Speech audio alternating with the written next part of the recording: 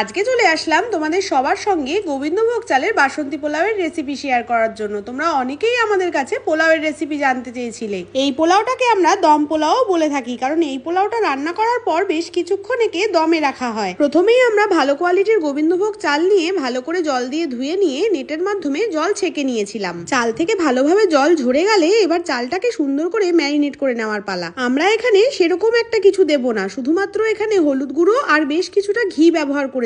অনেকে কিন্তু আদা বাটা, কাঁচা লঙ্কা বাটা, আবার গরম মশলার গুঁড়ো দিয়েও ম্যারিনেট করে থাকে, যেটা আমরা এখন করব না। আবার অনেকে ঘি গরম করে হলুদ ফোড়ন দিয়ে সুন্দরভাবে চালের মধ্যে দিয়েও মাখিয়ে নেয়।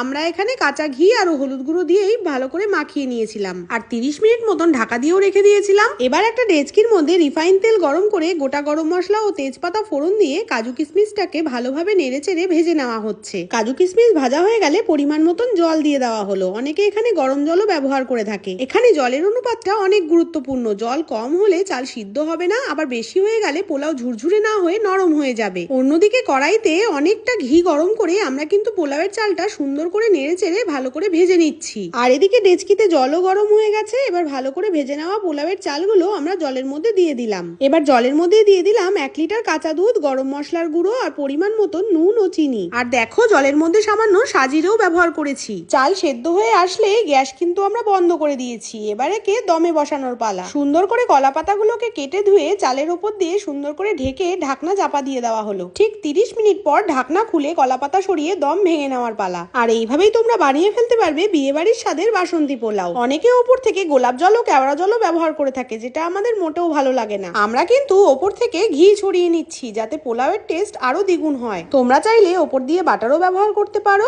এবার কষা মাংসের সাথে আর নিজের পছন্দের মেনুর সঙ্গে পরিবেশন করো ঝুরঝুরে সুস্বাদু বাসন্তী পোলাও। আর আমাদের ভিডিওগুলো কেমন লাগছে অবশ্যই কমেন্ট করে জানিও।